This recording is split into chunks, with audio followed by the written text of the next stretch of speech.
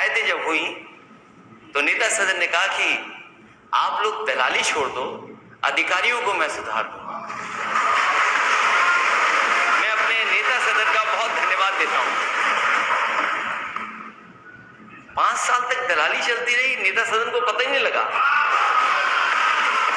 क्या दबंगई करने जाती है कि दबिश के लिए जाती है पुलिस? उसकी व्यवस्था है, सिस्टम है। आप कैसे जाएंगे घर में? ये किसने छूट दी है?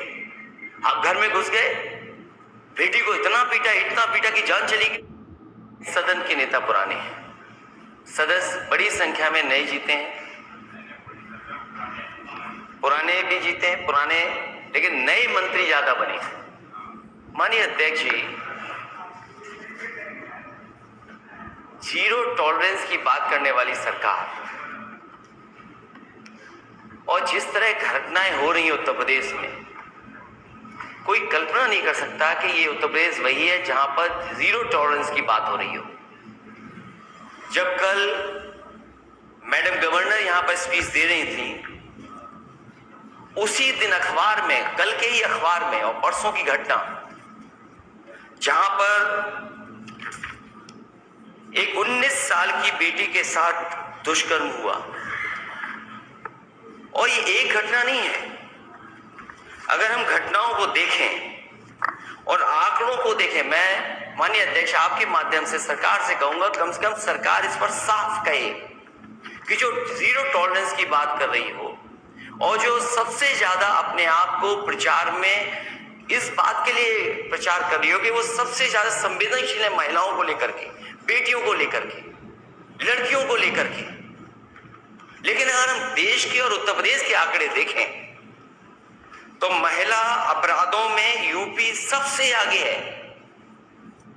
अगर ये आंकड़े सरकार नहीं मानती है तो सरकार ये बताए कि सरकार के 090 जो बना था सुरक्षा के लिए, उसके आंकड़े क्या कहते हैं। और जो हर दिन हम अखबार खोल करके देखते हैं तो पाते हैं कि क्या गंभीर से गंभीर घटनाएं हो रही हैं। और अगर हम याद करें पीछे मुड़ करके, और अभी भी सरकार उतनी जितनी सेंसिटिव होनी चाहिए, जितनी सीरियस होनी चाहिए, अभी भी घटनाओं को लेकर सेंसिटिव नहीं है। इलाहाबाद में 22 अप्रैल को थाना भरवई में पूरा परिवार समाप्त कर दिया गया, पूरा का पूरा परिवार खत्म हो गया। उसके बाद जो जानकारियां आ रही हैं, अभी तक अपराधी नहीं पकड़े गए। और ये प्रयागराज की पहली घटना नहीं है, प्रयागराज में न जाने कितनी ऐसी घटना हुई है। आखिरकार सरकार क्या कर रही है? क्या थाने इसी तरह अराजकता के केंद्र बन जाएंगे? कल की घटना रामपुर की, जहां रूलिंग पार्टी के सदस्य थाने में जाकर के जिनके ऊपर जिम्मेदारी है कि कानून व्यवस्था को बेहतर करेंगे, उनकी पिटाई हो जाना, मारपीट होना उनके साथ थाने में, और रिवॉल्वर लगा देना हो। ये है जीरो टॉलरेंस की सरकार। और फिर माननीय मुख्यमंत्री जी जहां गए ललितपुर में, हालांकि मैं तो ये कहूंगा कि सदन के नेता सच बोलते हैं, और मुझे बड़ा अच्छा लगा जब आपने सच बोला। मैं उस मीटिंग में मौजूद नहीं था, लेकिन मैंने तो अखबारों के माध्यम से पढ़ा और जानकारी मुझे हासिल हुई। नेता सदन ने कहा, जब शिकायतें की गई सरकार की, अधिकारियों की शिकायतें जब हुई, तो नेता सदन ने कहा कि आप लोग दलाली छोड़ दो, अधिकारियों को मैं सुधार दूंगा। मैं अपने नेता सदन का बहुत धन्यवाद देता हूं। 5 साल तक दलाली चलती रही, नेता सदन को पता ही नहीं लगा।